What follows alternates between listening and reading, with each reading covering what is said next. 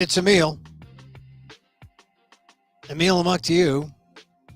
You found us. Our secret podcast here. This show that we do live Monday through Friday. Well, sometimes we're recorded. You know, when I say, let's play the recording back. No, it was a big weekend. A lot happened. We got Professor Daniel Phil Gonzalez coming up to talk about the primaries and talk about some of the cultural, political stuff. As you know, I've been somewhat obsessed with Shane Gillis, the SNL host last Saturday.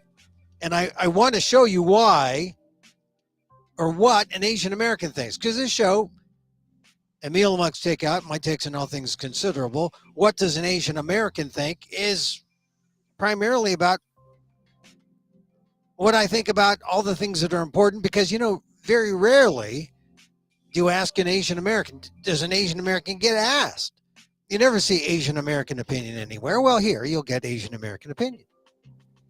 So I've been obsessed with the Shane Gillis thing because I also am a performer. I also do solo shows, some comedy, some semi-drama. And, you know, I'm empathetic toward a person who gets up and tries to make people laugh. I am. And on my ALDEF column, my new one, aaldef.org/blog, I talk about that. I said, you know, I want to be empathetic to Shane Gillis, but I want to just point out, before we get into Shane Gillis, I want to point out that, well, as I said, I'm a performer. And I'm doing the Rogue Festival in Fresno. That's right. They call them Rogues in Fresno. You say, Fresno? Where's Fresno? It's the raisin capital, right? Central California. I'm going to be there, and you ought to check it out. The Rogue Festival. Let's see. I'm going to show it on my screen here. The Rogue Festival. If you go to roguefestival.org, and you can... Emil Amok, lost NPR host, married to PETA, and other untold tales from American Filipino life. There it is, in black and white. You go to Fresno Rogue Festival. Fresno, F-R-S-N-O, Rogue, R-O-G-U-E, Festival, Festival.org. Go to /series/Emil, EMIL -Amok, AMOK -NPR -host. I'm sure there's an easier way to get to that page. But here's the ticket page. Hey, March 2nd at 2 p.m., a matinee. March 3rd. Well, actually, there's two performances on March 2nd. March 2nd at 2 p.m. and then there's one at 9 p.m. Ooh, I'm going to have them correct that. And then March 3rd at 2 p.m., March 7th at 5:30, March 9th at 5 p.m., and there's a fifth performance. There should be a fifth performance. It's not there. Anyway, Emil Amok, lost NPR host, married to PETA, and other untold tales from an American Filipino life. Check it out. And it's at the Lotus Room, which is on, let's see, let's click on this. The Lotus Room. Does it say where the Lotus Room is? It's on Olive Avenue, 626 Olive Avenue in Fresno, the Lotus Room. Who knows what'll happen there?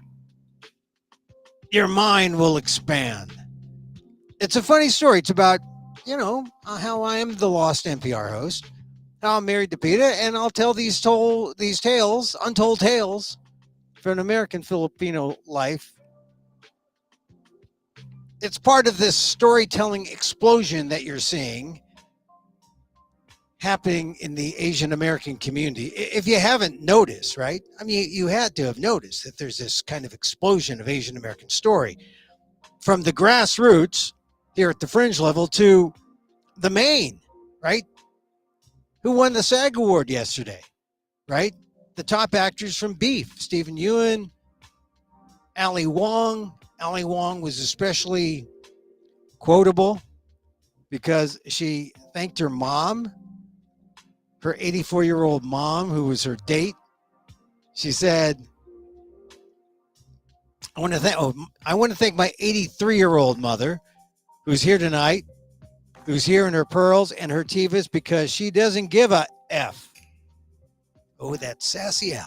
Her Tivas, which means her sensible good shoes. Concluding with a personal message to her mother, Wong added, I know it was really hard when I told you I wanted to do stand-up comedy, and I hope you feel like it's all worked out. I think we know it's all worked out. I mean, this is the thing about Ali Wong. You know, she came on strong. Ali Wong came on strong as a comic way back. I think I first saw her in the 90s. And then she kind of exploded the last, it's been a while, right? First local comedy, then she went to New York and she started doing national things. I was in touch with her, I think around 2000, maybe 2004, which is hard to believe. That's, oh my God, that's like 20 years ago, Emil. And we talked, and someday you're going to make it big, kid. And look, here she is with her 83-year-old mom winning a SAG-AFTRA award. And I mention Ali Wong and Stephen Ewan because they're at the top. And they are eons ahead of Shane Gillis, who hosted Saturday Night Live. I mean, Shane Gillis, make no mistake, Shane Gillis he's making bank, as they say, as the kids say, making bank. He's got something like 80,000 paying subscribers on Patreon. And they, say he gets $1 a month from 80,000 subscribers. That's a lot of money for a podcast behind a paywall. And I want to mention that because you got to think about that when you saw Shane Gillis on Saturday Night Live on Saturday. I mean, he hosted. Maybe you found him funny. I know some Asian Americans who found him funny, but most people, especially Asian Americans, do not think he was funny. I mean, and as I said, believe me, I empathize with people who try to be funny. I try to evoke laughter at times on stage when I'm not playing the news guy. But I really detest people showing off or underplaying their racism. And I think that's what we saw Shane Gillis do on Saturday. Now, here's the thing. We're still in an age where ethnic humor is touchy. I mean, I saw a show fronted by a formerly canceled white comedian. He brought up a South Korean. He told a joke where the Filipinos were the punchline. I wasn't laughing. And I'm not trying to censor these guys, but I'm saying that when you go up there and you tell these kind of jokes, you are subject to debate in a free speech society. I won't censor you. I won't cancel you, but know that you will be subject to debate. And the marketplace, if these ideas are out there, they will clash with yours and you will. I mean, this is how we quote unquote police these kind of things. We just open it up. We talk, we discuss. I don't shut down. I don't censor. But I let you know why you're wrong. And so more speech, not less, right? So there is a way to do racial humor without canceling or censoring. You can debate the hate that masquerades as funny. And that's why I was open to seeing Shane Gillis on Saturday. But in that opening monologue, Gillis chickened out.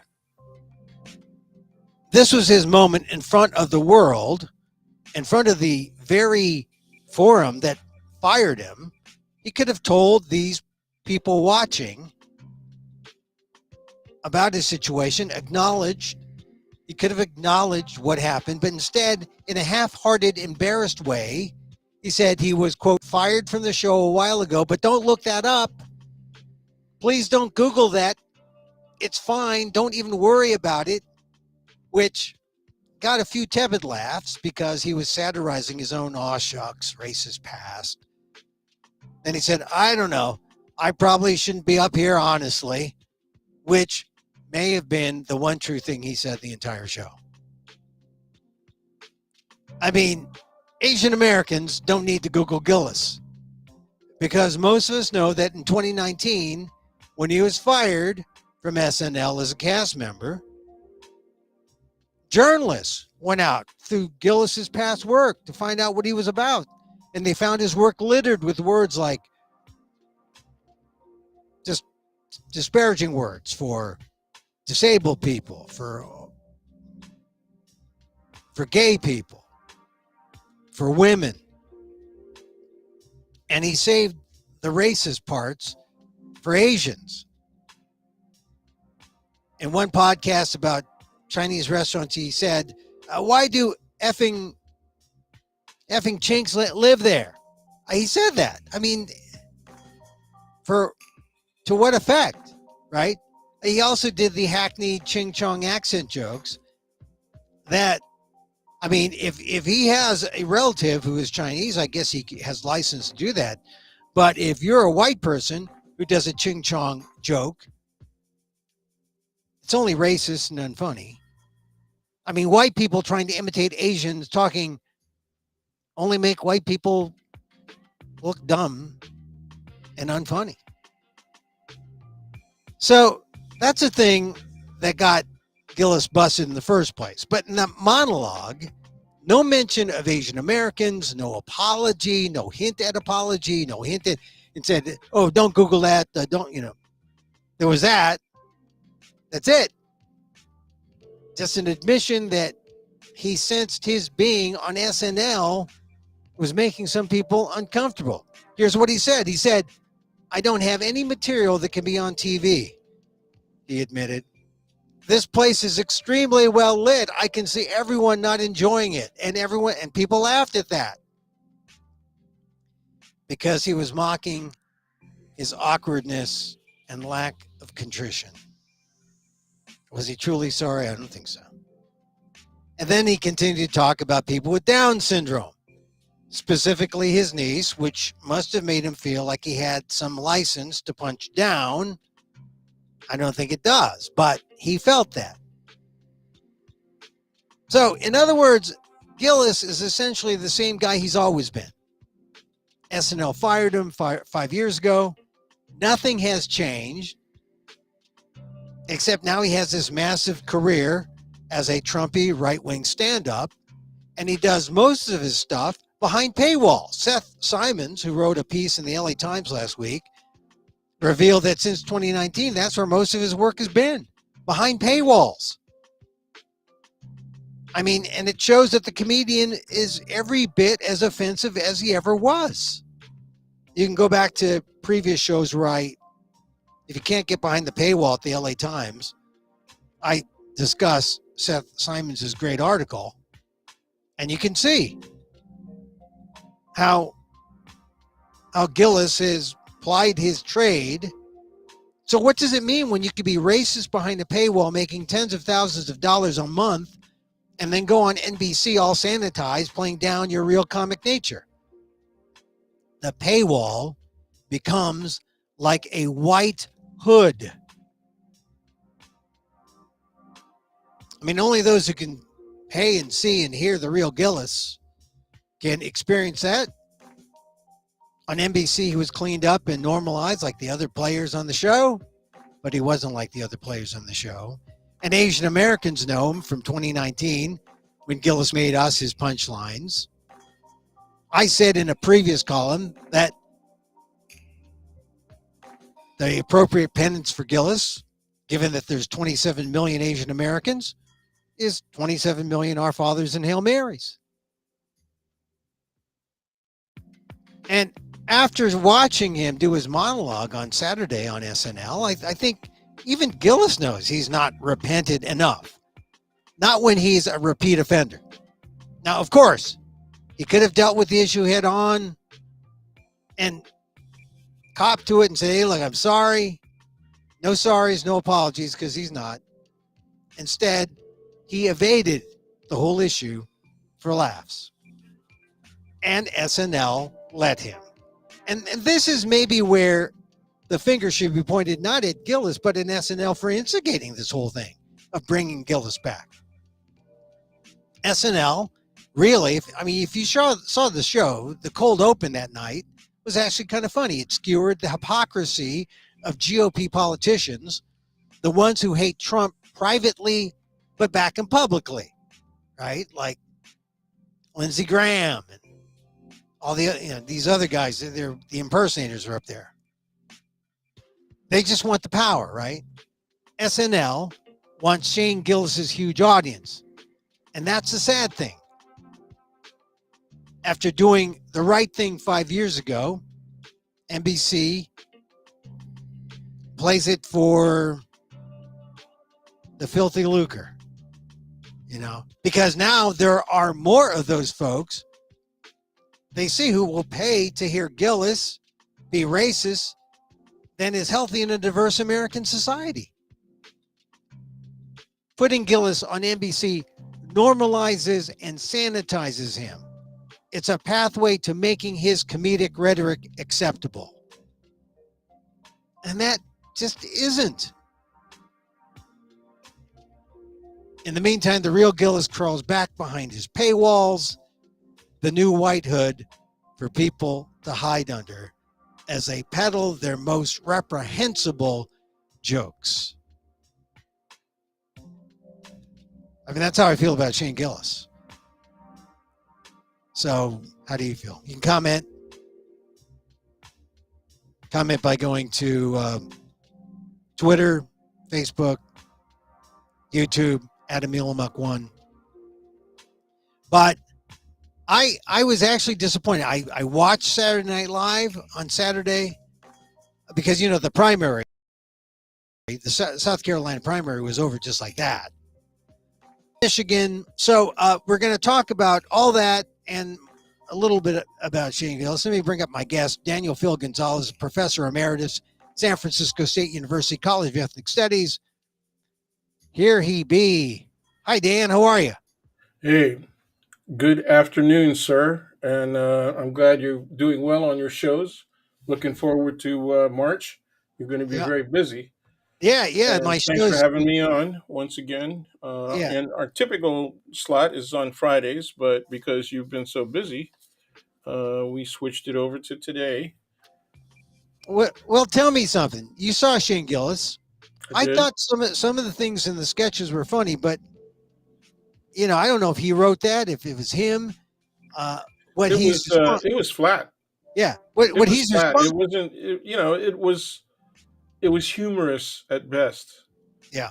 Well, It was barely comedic, and the only times that he was really almost comedic, he was making references to, I don't know, obscure kinds of occurrences in his life, obscure and relatively unimportant. You well, know, wait a minute. Wait, you're talking about the monologue now, the right? monologue. Yeah. Because the sketches were, some of The them were okay, sketches were pretty good. Some of them were pretty good, but but the ones but that he's the opening sketch yeah, that portrayed the Down syndrome. duplicity, the hypocritical duplicity Yeah. of leading members of the you know who party Yeah. was really good. And then there was also a second one that made fun of the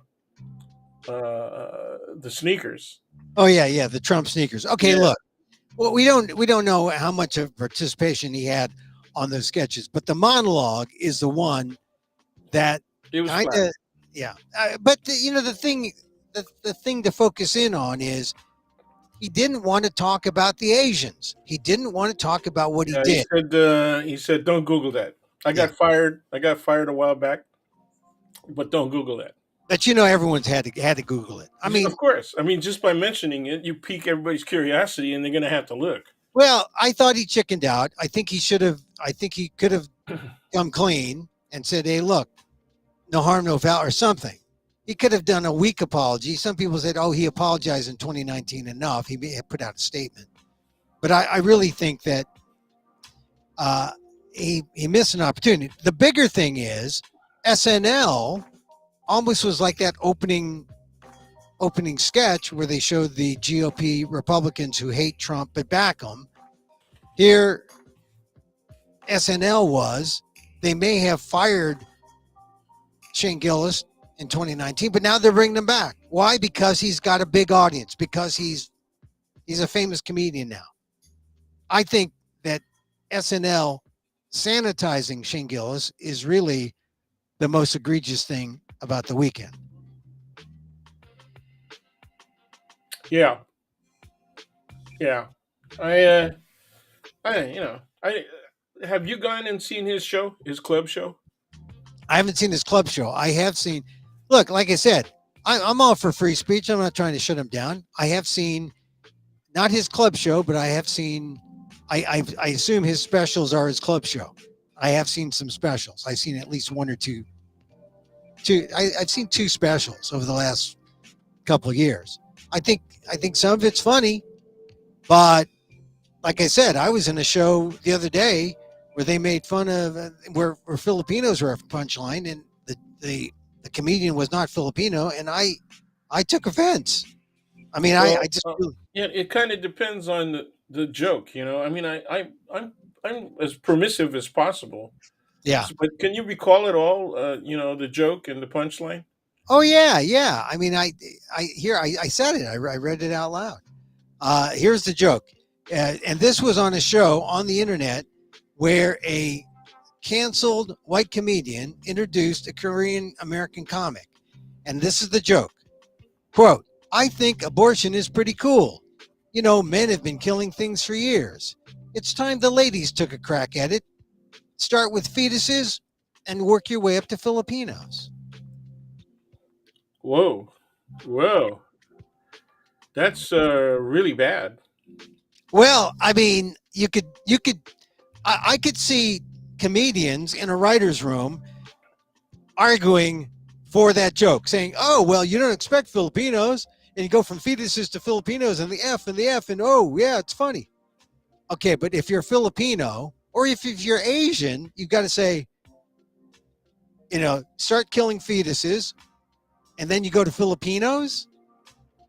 Uh, You know what it reminded me of was the Darwinian tree of life. how's that?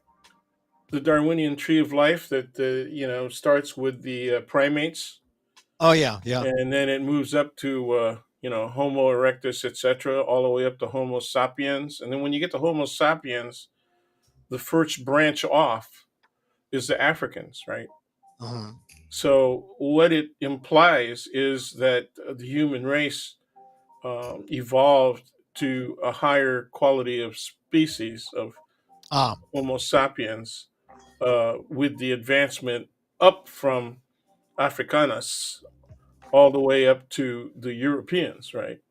And so I remember that tree of life being on textbooks, mhm. the covers of textbooks, all the way up to maybe the 1990s.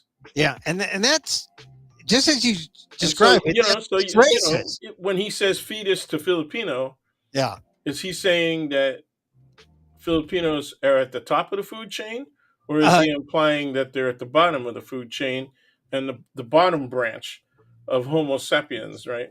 yeah. No, I think it's not a matter of where they are. I think just mentioning it.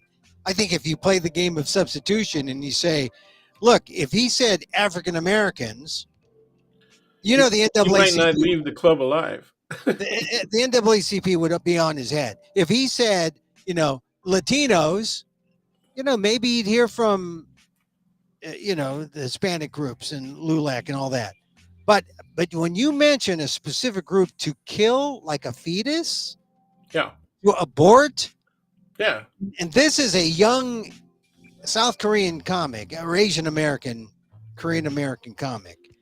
And like I said, I'm not trying to censor him, but I think if he puts that out there in the marketplace of ideas, he needs to know why he's racist. And people need to know why he's racist, and people can talk about it, and then the I marketplace see. can I talk. misunderstood. I did not know that it was a South Korean comic Oh, who said. Asian American, Korean American comic, not Okay, a South Korean, not a South. I mean, he's yeah, he's probably of South Korean descent because you can't get out of North Korea. It's yeah, pretty rare. yeah. So His yes, parents, he's a Korean American. I did not understand it that way. I thought that it was a comic, a non-Asian who was no, introducing the South Korean, no, well, no, the Korean American. Okay, no. so it was actually a Korean American who said it. Two things. One, with that understanding, a lot of Asians think they have license with all of us. Yeah, well, You know, and so it would be like an African American comic thinking he has license across the board with people that have African roots. yeah. All right, Okay, all right. What's the and second that's point? number one. I don't Number agree with that. two, right? Korean American, that may be reflective of the way that Filipinos are seen in Asia. Yeah, okay. He's American. He's American. Well, but that doesn't mean that he has not been exposed to the Korean attitude, the Well, South that's true. Korean attitude towards Filipinos. That's true. All right, but none of that you just said excuses the fact that it's number one I'm not terribly excusing it, racist. I'm explaining it. I know, but And but I it's think the guy was influenced by the general characterization of Filipinos by other Asians. yeah. I think you're right, and I think, but see, this is what I said. I'm not trying to shut the guy down and censor him. He said it. I think you got to talk about it. If you say it and it's out there in the public, if we talk about it, we expose it, and maybe the sentiment dies. You Well, know, what makes it nasty is that it's connected with abortion. That's yeah, what really makes it nasty. There's all kind of ways that you can make fun of Filipinos, and I mhm, would have to let it slide. yeah, Okay, hmm you could make fun of them for trying so hard hmm to, on the one hand, be on the front cutting edge of hip hop, hmm and on the other hand, being comically, in contradiction to that, comically Trumpist, right, in right, political position. So those things are really internally contradictory. But you could actually find hip hop heroes who are Trumpists. yeah. Okay, Oh yeah. you know, I mean, I think Snoop Dogg, I think is sort of leaning that way. A lot of okay, I've seen a lot of names of hip hop royalty leaning a certain way. And yeah, that's why you got Trump trying to sell sneakers. yeah, yeah. And It all comes down to, oh, that's really bad. Are we yeah, going to go there? I mean, well, Trump can sell sneakers, but I don't think he can bend down to tie them. I don't think. I No, don't I think. don't think he knows how to tie them. Yeah, and I don't think I know. Anyway, look. I I, saw it, but did you see the punchline to that sneaker bit, the sneaker sketch yeah, I saw the was sneaker was sketch. was Biden having his own sneakers and they're Velcro. Oh yeah, yeah. They're Velcro. They're Well, Velcro, and he look. I says, mean, "Pass me the rock," and he tries to dribble and trips and falls. Yeah, I thought that was funnier than hell. But yeah. Well, there's a physicality. I do a joke where I say I break for seniors, and someone heard me. I put it out on Instagram and Facebook, and someone heard that or saw that and said, "Oh, I don't like that. That's a Biden ageist joke." But I'm pro Biden. I'm anti ageist. But it's a joke and it's in fun.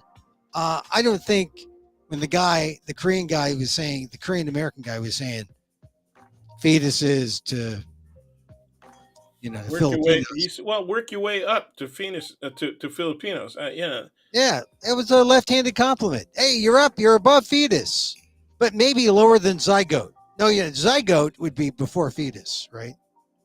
yes, Yeah, definitely. zygote Yeah. before fetus.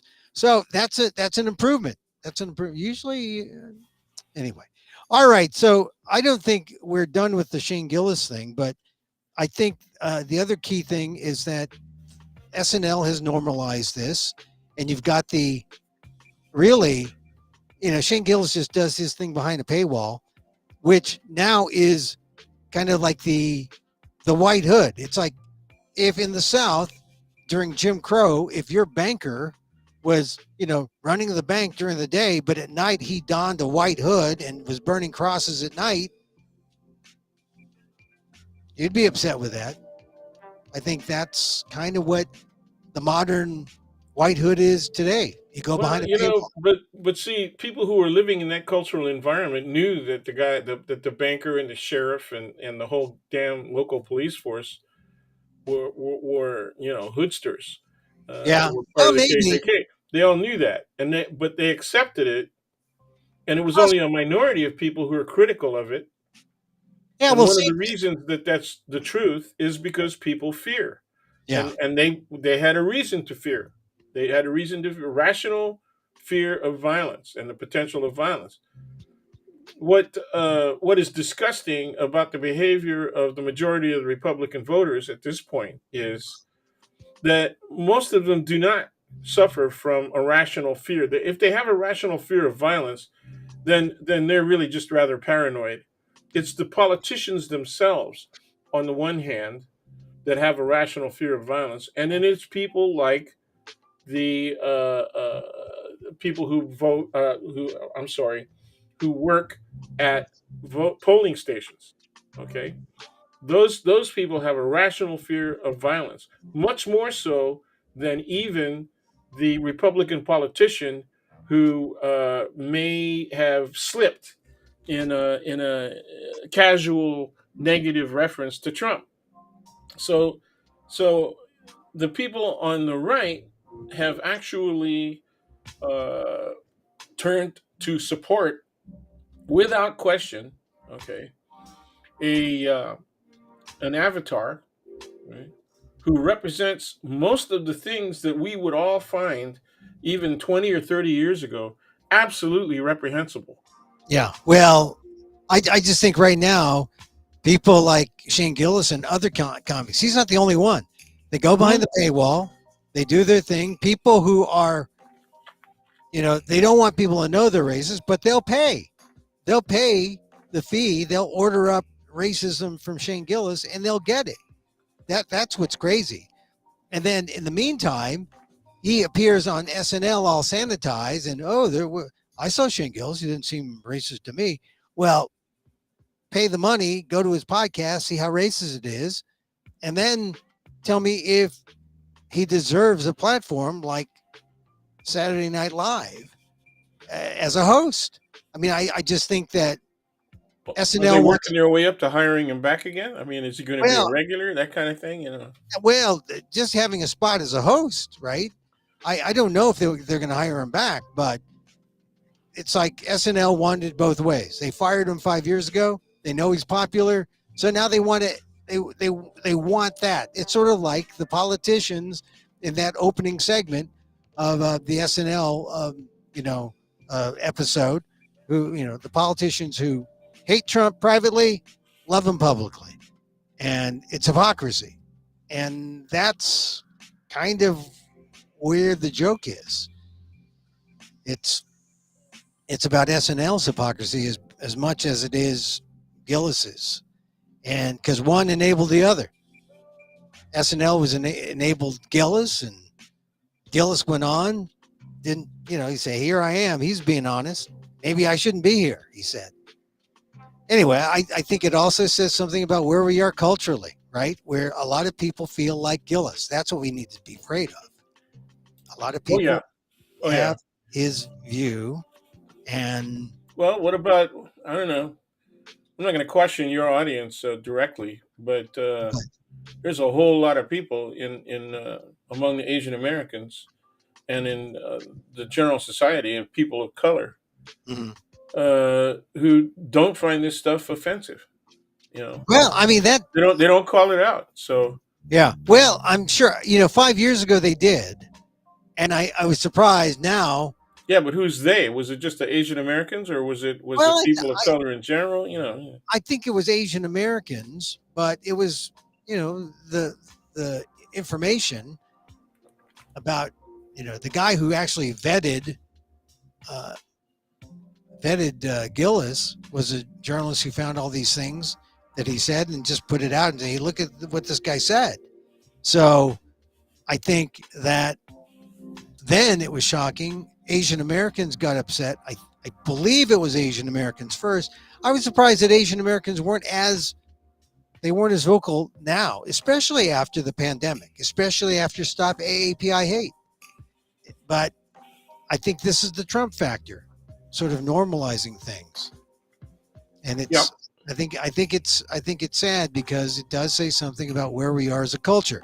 When you've got the guy who runs for president can say these reprehensible, terrible, nasty things, some racist, some just stupid, and then and get indicted, criminally indicted, get charged for business fraud, sexual liability, liability for sexual assault. Well, there's the criminal cases, Right. And the criminal cases are extremely serious. Yeah. But they've it's not only Trump, but it's all of his cohort, right? His supporters that have essentially lessened the severity, right, of his possession, illegal, Yeah. and possession of national security documents. So it's really pretty bad. I mean, the point really, I think both of us are really pointing not only at Trump um, giving essentially a permission element to this turn of the culture, but see, if he's that effective in permitting it, that means that element has always been there, and that's always been my point. My point for the last 50 years, Oh yeah. Since I started teaching, is that there is a high percentage of white Americans and even people who are especially first generation immigrants, who actually say and believe that America was intended to be white and Christian. So they accept that. And for many first generation immigrants, the connection is that they're Christian. So they feel, okay, I'm not white, but I'm Christian, and as long as I understand what my place is in this society, I can accept white supremacy. Well, this is one of the problems. It's certainly, I mean, I think white supremacy has been underground, but it's now become more above ground. Yeah, exactly. Especially with Trump. And it does, I saw someone use the term, is there a sea change in American culture? No. I think, but I think if you see the reversals of DEI, if you see, diversity taking on a bad image, and making the uphill climb even more so now. The only reason that diversity and equity have become, not inclusion, but diversity and equity have gotten a bad image, as you put it, is that it is questionable whether or not the people actually are qualified. It's the same as the argument exactly against affirmative action. Right. Okay. And they have done that again, especially on the so-called conservative media channels. They have done it again. How qualified? When I fly and I see, is that a female pilot or co-pilot? I hope they're qualified. And that was a statement made by a black female news commentator. Right. Okay. Well, yeah. I mean, because they're going to say, look, we know why you're here, or I know why I'm here. Why are you here? There's this question of, qualification, like you said, which causes, this is the whole thing. I mean, when affirmative action began, yes, no one knew what imposter syndrome was. And that's when people started looking at imposter syndrome. Now we have, more data. We have people identifying with the phrase, and it deals with women and people of color who came in that first generation, breaking through the walls and going into different fields and people questioning them, and they're feeling like being imposters. I mean, In the so mid '80s, I had a student who was actually one of my best students ever, and her brother, she and her brother had both been admitted to UC Berkeley, mhm, those were at least two of the members of that family, two siblings within that family that were, and it may be that all of the whole family of siblings may have been admitted to Berkeley. But anyway, the point is, she chose. I asked her why she left Berkeley and decided to come to SF State, and she said on more than two occasions, but expressly on two occasions, she was accosted by white males who said to her, students, who said mhm. to her, because you are here, my cousin was rejected from coming to Berkeley. So what the hell? I mean, I don't know if they understood that she was an Asian female. They may have mistaken her for maybe a Latina or something like that. But that confrontation was either because she was a female or because she was a female minority or because she was Asian Right. and a So, female minority. Any of those, right? Any of those. And so so she felt in those two instances not just affronted, she felt physically threatened. yeah. Okay, and so she decided to come to SF State, where there's a much larger Asian American population, there's a larger Filipino population, and she felt at home. She felt at home in our classes. She came to me after having enrolled in one of my classes for a second class. She had taken a first class, and then a second class with a little bit of smaller attendance, so that she could feel a little more personal in approaching me. And we became actually pretty good friends. Well, And I knew her brother as well, but he was actually in the first Asian male calendar in the late yeah, '80s. I remember that calendar. Uh, Yeah, yeah, 1989. we I saw. published. But Yes, look, yes, there was a. that idea of being displaced. I mean, that's a kind of personal transgression that we all experience. Well, that's what. And But see, that's a lot of what white people are feeling right now. well, yeah, it's Yeah, displacement. They're displaced yeah, because it's well that speaks to the resource issue, right? There are not enough resources. So how do you expand the resources to meet the number of people who are now qualified, right or on, can you? right. How That that yeah. Well, you got to look at why affirmative action was started in the first place, right? And it was really aimed at black men. Okay, I mean that was they were the major. They were supposed to be the major beneficiaries of that policy.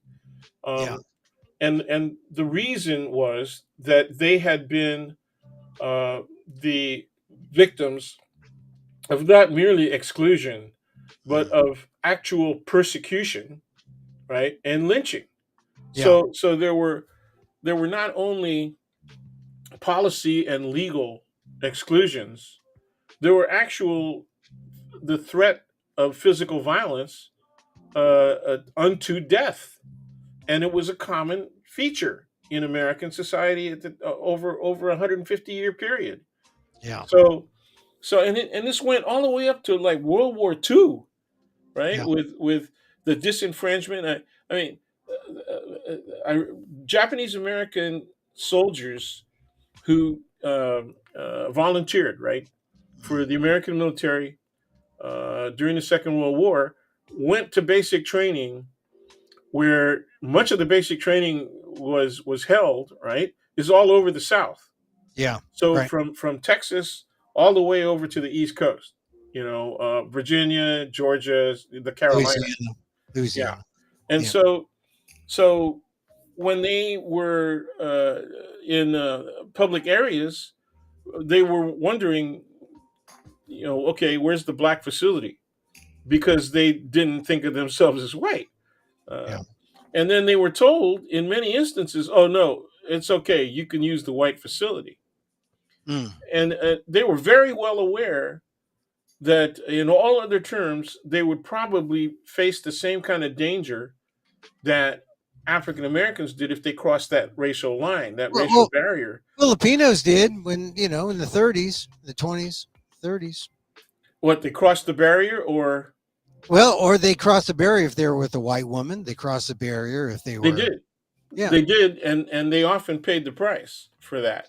yeah. Right? So I mean, it's still black and white, and Asians. There's still a kind of, it just depends on your circumstance. Sometimes you're accepted, and sometimes you're not.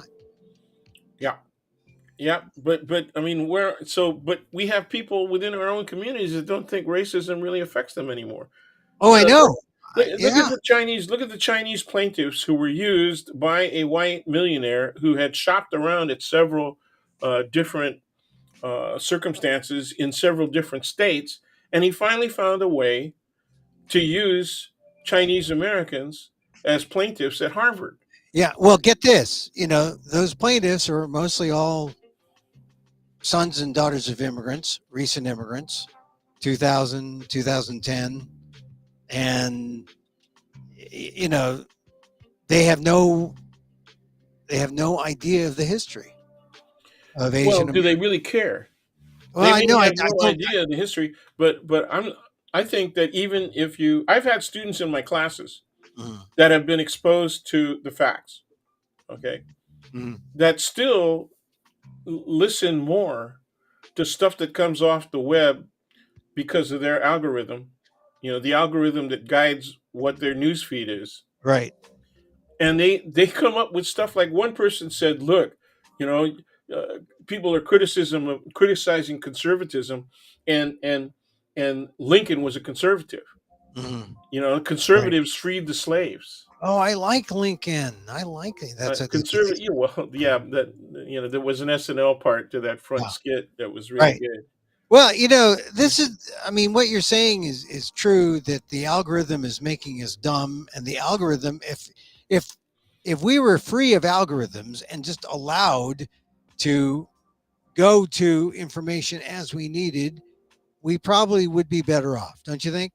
Absolutely, I mean, algorithms are made for the convenience of the advertisers who that's want to right. sell That's you right. It's something. exactly what they're for. Yeah. But, if we just got rid of them for information and we sought our own information, I think we'd be much better off. Hey, listen, Dan, in the time we have remaining, I want to touch on what happened on Saturday with because Shane Gillis was it's a symptom of a bigger thing that's happening in America, in American culture. But the big thing is in the political life, and it deals with the way the Republicans have this stranglehold, or the way Trump rather has a stranglehold on the Republicans, and it's also about the Democrats, how they're uneasy in dealing with their folks and with the Republicans at the same time. So I want to talk about this week. We're going to have the Michigan primary in the battleground state. Trump won in on Saturday in South Carolina. Haley is still there, Nikki Haley. I actually think Trump is deluded into thinking he has a better hold on the election than he does, because he still has to deal with the 70% of people who are black, people of color, who are young, who are women, and who believe that he lost the election. He's got trouble with those folks, and that's a majority of the electorate. So I don't think that Trump has anything in the bag. Yeah, He definitely certainly not. he certainly doesn't have $455 million in the bag. So I so can't wait to see that. I mean, mark the day, man. I think it's March 25th, right? That yeah, he's got to either put up the money, which is yeah, in excess of 420 million bucks, just to bond the yeah, appeal. That's just to bond the yeah. appeal, man. And Well, no, and yeah, on the same day, he's got to put up. He's got to put something up. He's got to show some kind of good faith demonstration, and even if he can't get somebody to front for him, right? And the yeah, likelihood that he's going to get anybody. Can you imagine anybody coming forward and Uh, wanting to front for him, I except mean, for like Vladimir Putin. yeah, outside of a Russian oligarch Yeah, I who can't. would love Yeah, they would love to have a even second. the Arabs won't touch him. Even they won't touch him, No, no, right? no. You If Trump put up the White House, the second mortgage on the White House, know. that might work. He said, "Oh yeah, try." So I Oh, mean, shoot. this is the crazy thing. Has anybody heard from his son-in-law and his daughter lately? I mean, Oh yeah, they love BSM, right? I They don't even know love if they're in the country anymore. Have they renounced their citizenship yet? they're like the Trump's version of the Winklevosses. They just want to take the money and run. Yeah, No, man.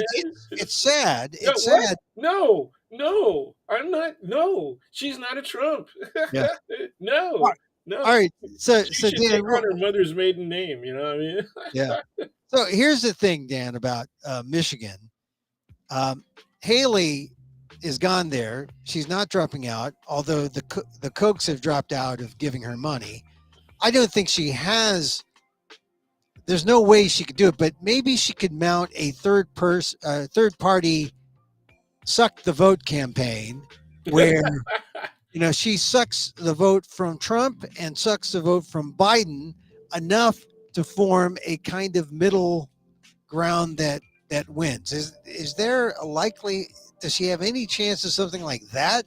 Because then I can see, Nikki Haley, stay in there as long as you want, because you might help Biden beat Trump if you suck enough Trump voters away from Trump. I think after Michigan, there's a high likelihood she's going to drop out. Yeah. And so the only way, I agree with you that the only way I can see her staying in if she went third party. Okay. And frankly, I don't think she has much of a chance third party. She, There's not a whole lot of people. There's a lot of people that would support her simply because she's anti-Trump, but it's not enough for her to try and sustain a third party thing. See, if people had confidence that the third party could win, Mhm. you know, um, Well, see, this is the thing. If she could suck from both the left and the right, from the Democrats and the Republicans, usually a third party candidate sucks from one, like that's Perot, true. Russell Perot sucked from the And there Republican. was and a lot of people saying it would hurt Biden more than it would hurt Trump. I disagree with that completely. I think it would hurt Trump more. But Yeah, anyway, I think you're right. I think it would hurt Trump more. I think, but it would suck some votes away from Biden, oh certainly. yeah, absolutely, it And would. so it would, but it would might make it a little easier for Biden to beat Trump, because Trump would have just his yahoos, the 30% of the GOP. He wouldn't have, the majority of the GOP. I don't think. I mean, there would be a certain amount that goes for Haley, but then that sketch in SNL showing the GOP power brokers, the congressmen, the politicos, hating Trump privately, supporting him publicly. That's the kind of duplicity we're seeing now everywhere, not just in Sure, politics. yeah. But because we're seeing it in politics, it's allowable now suddenly everywhere else. No one can't trust anybody. Well, and that a lot of commentators have said that this could have a stay home effect, Oh right? yeah, yeah, That it's going to just lower the number of people on all sides who are willing to participate in voting in the general. yeah. And I fear that. I think that's problematic, and the reason it's problematic is not because of the popular vote. The reason it's problematic is because of the electoral college. right, Right. right. Yeah, the electoral college. I mean, you plan on winning the popular vote, but if all the votes are in California, that'll help some. But you got to get the votes spread out in these other so-called battleground states, and That's right. if you don't have it spread, that's why Michigan's important. Yeah. Michigan's Yeah. important. Nevada was a battleground, but they kind of screwed up. The parties screwed up how they did the primary a few weeks back. Oh yeah. It They had could a have split. meant something, Yeah. because it's not a 80%, 90% white state. It was much more, reflective of a modern America. Now we got a battleground state, so we'll see what happens. Well, it was all those freaking it was all those freaking Filipino retirees, man, Yeah, moving to where Reno, in moving to Oh, Reno Reno, yeah, and yeah, Henderson. Henderson is like Daly City, man. You know. that's true. Nevada, the Nevada, Philippines. One of my sisters are there. Hey, so look, let's talk about Michigan because the Arabs and the Muslims are pushing for a ceasefire, and they're saying we're going to go uncommitted. We're going to vote Yeah, uncommitted. non-committal voting. Yeah. Yeah, I like that. It's a play. Um, it's a way of using democracy, but I just I don't I like it, but I don't like it at the same time. Well, I like it because the the criticism that is at the root of the movement is a legitimate criticism. Oh yeah, Okay, so that's we have to recognize that. What I don't like is that if enough people actually behave that way at the general, it could throw the state. yeah. I just And that's problematic because it's going to come down to 5 or 6 states, right? mm, You know, just like in 2020, it's going to come down. I mean, we were, in 2000, we were sitting there watching the stupid race in Florida mm, and watching the Supreme Court do what it did. And at that point in time, the Democrats should have known that appointing justices was an extremely important priority. And they were completely asleep at the wheel. Okay. yeah. Completely asleep at the wheel. And I would have been pushing on RBG to retire, during Oh, the Obama administration so he could get a shot. oh, And boy. that they didn't do that. Yeah. I mean, really, to get things done, it's got to be all aligned, like the lunar Yeah, eclipse or the you got it. solar eclipse. The solar. Absolutely. It's got to be all lined Absolutely. up. Yeah. And if the Democrats can take both houses and the presidency this year, okay, they got to quit being, nitwits, lightweights, and really take that gavel and use it with crushing force Oh on yeah. on the freaking Republicans. They need to clean house they need to force the Republican Party to clean house for themselves in both houses of Congress. Just Okay, to start. Yeah. Just they start. got to drop the hammer and quit being the ninnies that they are. I mean, they think all you have to do. First of all, Democrats keep thinking, liberals, they keep thinking all you have to do is show the people, the facts, and show the people the issue of honoring the law, right? The And Constitution. then things will go our way. Yeah. Man, is that stupid? They're Yeah. really naive. These are people who have never been in a street fight. They ought to hang out in some cheap bars Yeah. and get in a couple of hassles here and now and again. Yeah. Well, I mean, really, we have degenerated so much from the days when it was, white glove time and everyone was respectful, and Yeah, I yeah, think people started saying, well, wait a minute, we don't have to be nice all the time, and everyone from both sides started doing it, but the Democrats never mastered it. The Republicans no, did. they didn't want to engage in it. Some Yeah, some Democrats started doing that, and they weren't very good at it. That's number one. yeah, And number two, they suffered criticism from their own party for yeah, engaging in that. Okay, the Republicans, on the other hand, followed through. yeah. Oh, They went ahead and kept going. The signal was when Trump went down against McCain and yeah. said, "I prefer people who didn't get caught." Oh, yeah, And then he went even further and made statements to Kelly, on the in the D-Day cemeteries in France, right? yeah, mm, And he says people are suckers, you yeah. know. And Eh, I go right back to being a crew member on my cousin's boat. Most of the regular crew were mm, veterans. yeah, Okay, were U.S. military veterans, and they were all anti-Hillary, and they were all pro-Trump. You yeah, know, so I could see the writing on the wall. It wasn't so much that these three or four people were actually representative of all veterans, it didn't matter to me. What mattered to me was there were enough veterans and enough men who thought that way that I could safely say Trump could win this election. And I said that in the classroom, and my Yeah. students were shocked. Yeah. But the pollsters never talk to those guys. Who are crewing for your cousin. They never talked to the people in America who felt that way. And Trump was able to tap into these people who felt like, hey, why are we doing it this old way? We got to do it this new way. And this new way is not fancy. It's not the way politics is usually run. But somehow they lost sense of where we need to go as a country. It turned, Well, you know, they understood what now is being called white rage, yeah. right? And it's there's several people who have written about white rage, in some instances all the way maybe 30 years, 40 years back.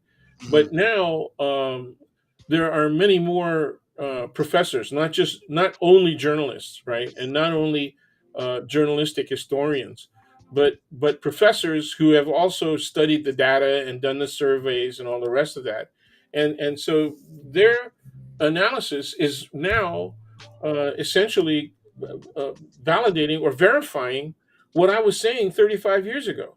And what I was saying was, look at the way the Republican politicians have reacted to the data that is showing what immigration is doing, right, to Yeah. American society. I said, take a look at their reactions to the fact that there are so many people of color who are now making it not only via affirmative action, but just by regular admissions, who are Right. now attending some of the best universities in the world. And how many are getting into the UC, for example? Not just one campus, Berkeley, but all of them, all of the campuses, right? Yeah. And our percentage was ridiculous. We constitute less than 6% total. If you aggregate everybody in the totality of the society, and by 1990, we constituted 40% of the population at the UC system, right? 50%. Yeah, it's crazy. Okay. And when they saw that, and when they start seeing the doctors who are running everything from the Mayo Clinic to Johns Hopkins to NYU Mhm. Medical School to the universities, UCSF. I mean, both of my cardiologist, my They're dentist, all Asian. They're right? all Asian. All Asians, and there were different Asians. Each of them were different kind of Asian. So Uh, the remember point when being that, remember when we were looking at Filipino nurses yeah, in the 80s and 90s, and we were saying, wow, man, how many of us have cousins that are nurses, right? yeah, Where are they? And it was kind of a joke internally for us, but I pointed at that and I said, there's going to be a lot of resentment.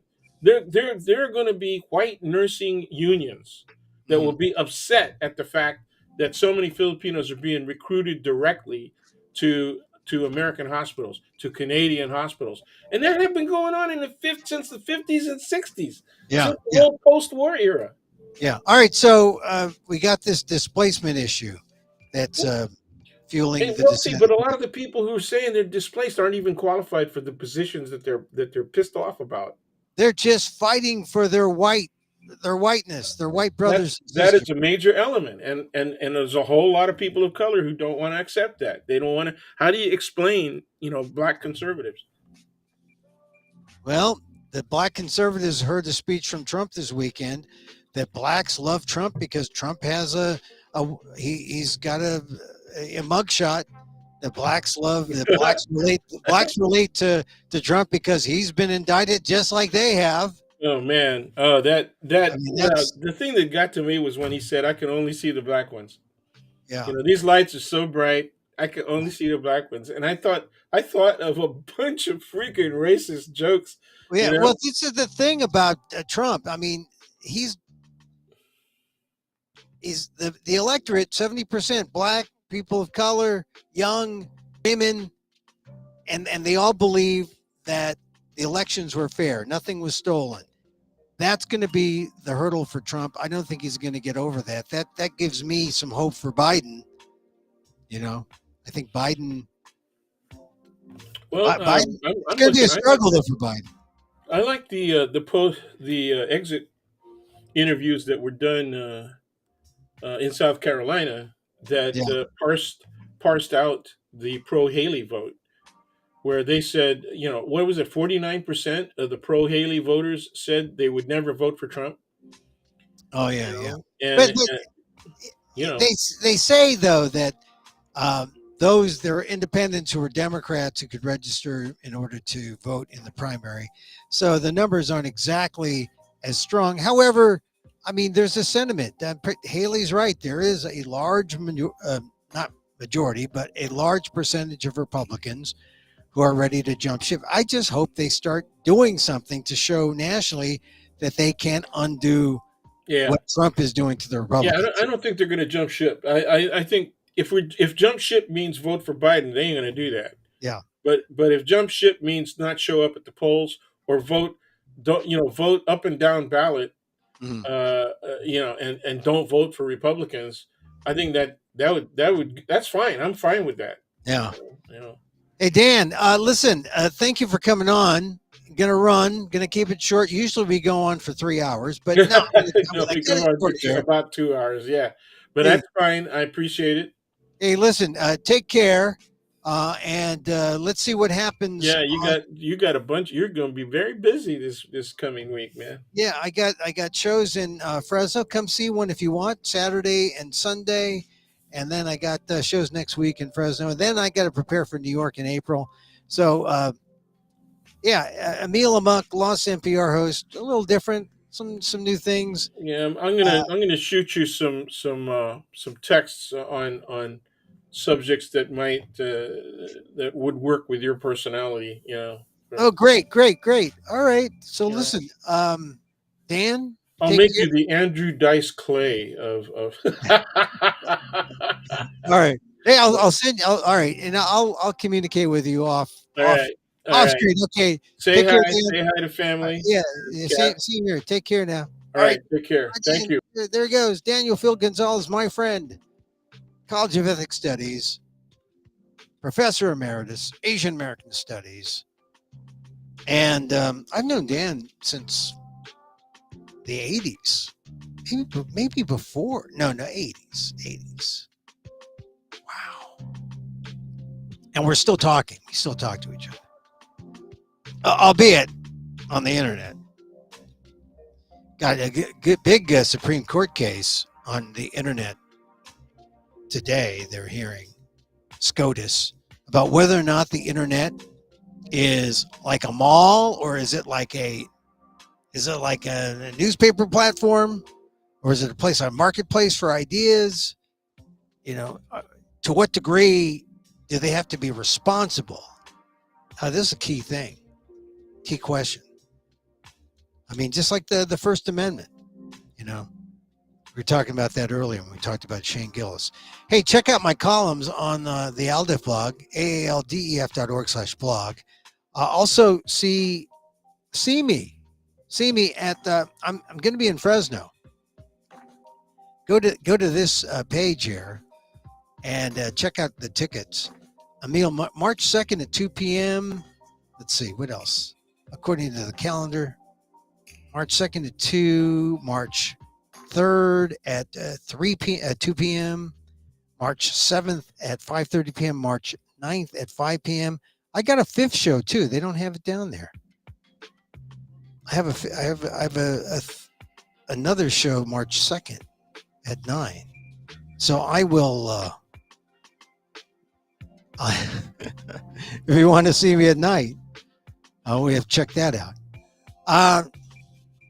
But that's and if you want to know about that show, it's the Rogue Festival.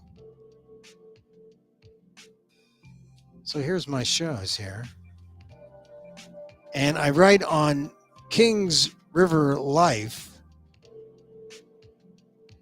Let me adjust this. Oop. Kings River Life. I think it's here. No, it's here. So, Emil Amok, why I'm going to the Rogue Festival 2024.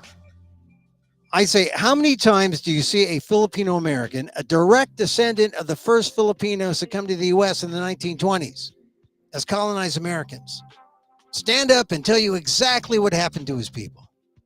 I mean, when? When does that happen? It doesn't happen.